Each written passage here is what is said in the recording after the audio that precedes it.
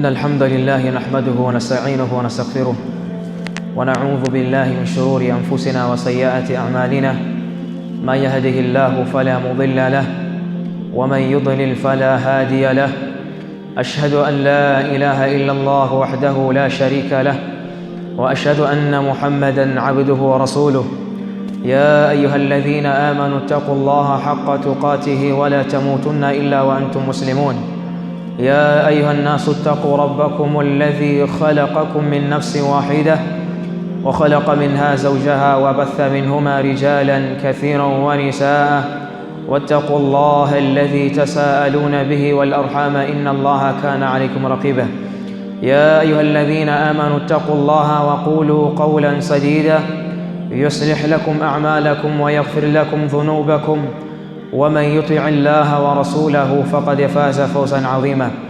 أما بعد، فإن أصدق الحديث كتاب الله جل وعلا، وغير الهدي هدي محمد صلى الله عليه وآله وصحبه وسلم، وشر الأمور محدثاتها، وكل محدثة بدعة، وكل بدعة ضلالة، وكل ضلالة في النار. أيها المسلمون عباد الله، يقول الله تبارك وتعالى في كتابه الكريم: إن الذين قالوا ربنا الله ثم استقاموا فلا خوف عليهم ولا هم يحزنون أولئك أصحاب الجنة خالدين فيها جزاء بما كانوا يعملون. أيها المسلمون عباد الله، أولوتي ما لكم شكر الله جل في علا، نبي كذلك kumsalia na kumsalimu bwana rasul sallallahu alayhi wa alihi wa sahbihi wa sallam.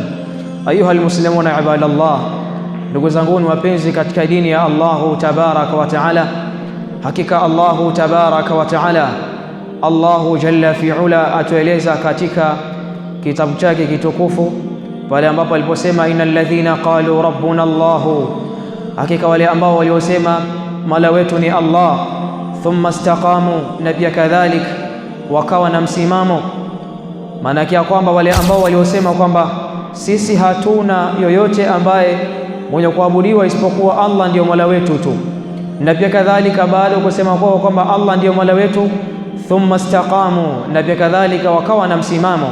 Maana yake kwamba innal ladhina qalu rabbuna Allah, hakika wale ambao waliosema hakika mola wetu ni Allah tu, thumma istaqamu, na pia kadhalika wakasimama kideti, wakawa na msimamo sawa sawa, basi Allah subhanahu wa ta'ala sema fala khawfun alaihim. Watu wa sampuli hii ni watu ambao hawatakuwa na hofu juu yao, wala hum yahzanun, na pia kadhalika na wala hakuna kitu ambacho kitakachowahuzunisha watu kama hawa.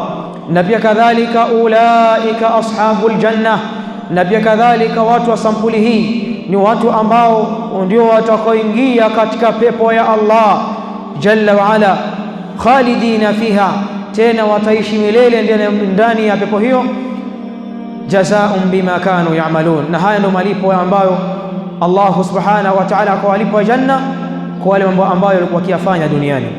Ayuha almuslimun ibadallah, sasa tukiangalia alistiqama, maana yake ya kwamba ni baada ya mtu kumwamini Allah subhanahu wa ta'ala, baada ya kusema Allah ndiyo mola wangu, na pia kadhalika hakupatikana mtu yoyote ambaye atakayembabaisha katika imani yake, kisha akawa katika msimamo huo. Sasa yote ambaye atakayekuwa sasa tayari ameshamkubali Allah subhanahu wa ta'ala, na pia kadhalika akasema kinya upana ya kwamba Allah subhanahu wa ta'ala ndiye mola wangu, na pia kadhalika akawa anatupilia mbali rai za watu ambao wapuuzi, watu ambao wasiojielewa, wakawa wanampelekea maneno ya ajabu ajabu, lengo na madhumuni ya kwamba ili wamtoe katika mstari, ili aacha ibada ya kumwabudu Allah subhanahu wa ta'ala aingie katika ibada zinginezo.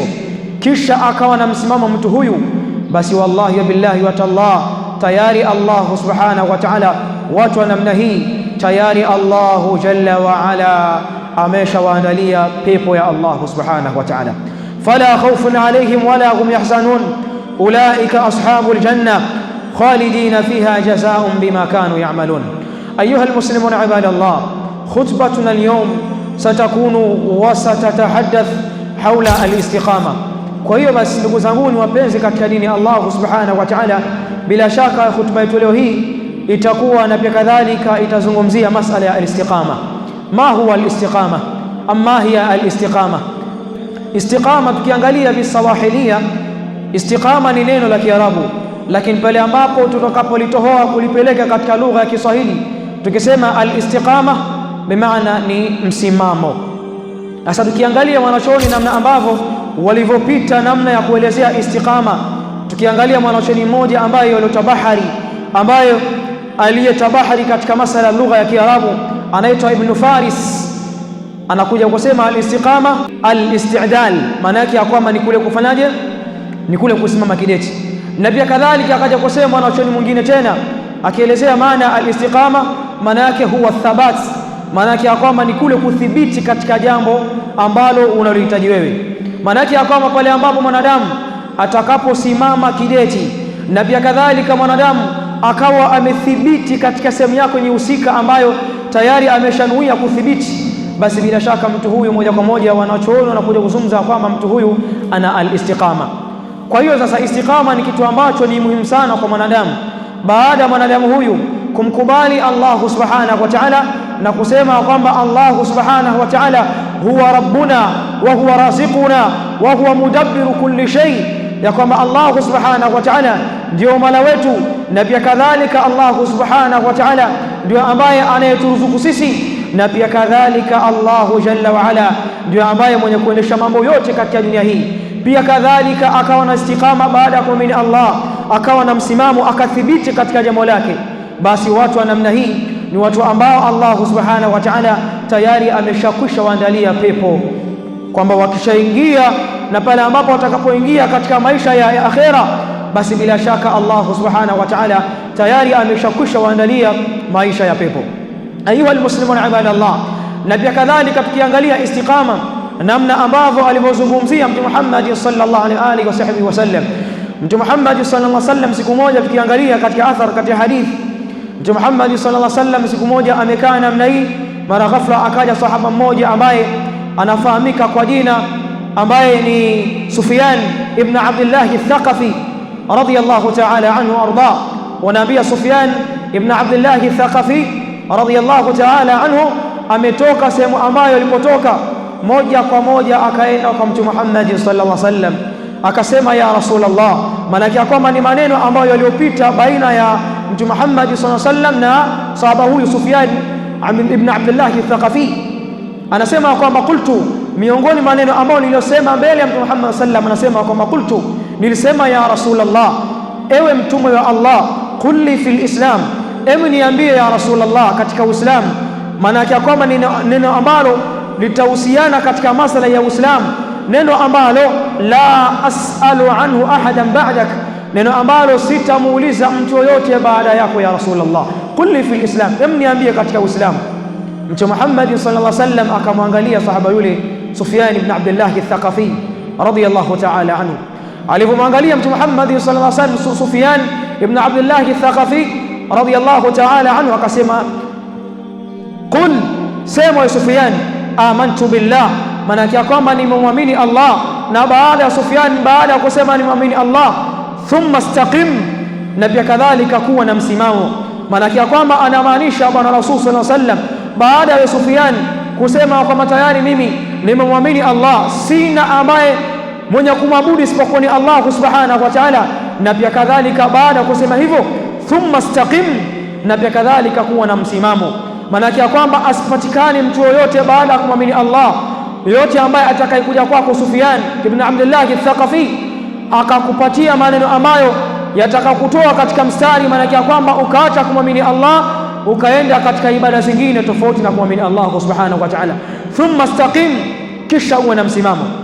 Unaambiwa baada ya kuchukua maneno yale, unaambiwa hakumuuliza sahaba yule Sufyan ibn Abdullah al-Thaqafi mtu yote, kama vile ambavyo alipotoa ahadi, qul ya Rasulullah fil islam qawlan la as'alu anhu ahadan ba'dak.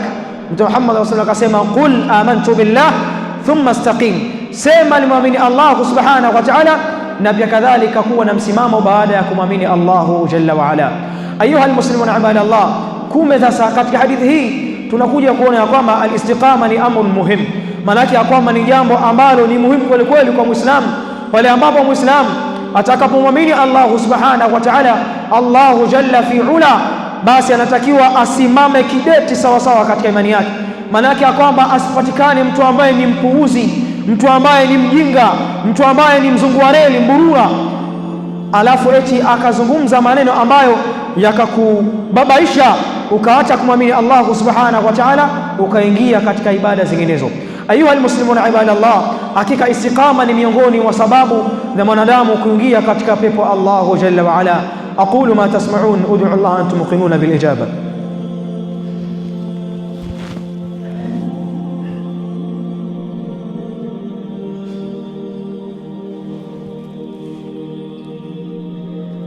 الحمد لله الذي حكم فأحكم وقضى فأبرم، الذي علم بالقلم علم الإنسان ما لم يعلم، والصلاة والسلام على جامع المبعوث والحكم بشيرا ونذيرا وداعيا إلى الله بإذنه وسراجا منيرا، وعلى آله وصحبه وسلم أجمعين. أيها المسلمون عباد الله، كما vile ambavyo tulivyoangalia katika khutba ya kwanza, tumekuja kuangalia kwamba Allah subhanahu wa ta'ala namna ambavyo alivyowazungumzia wale ambao waliosema katika maneno yao, waliosema katika maneno yao hakika Allah subhanahu wa ta'ala ndio Mola wetu, na pia kadhalika wakawa na msimamo.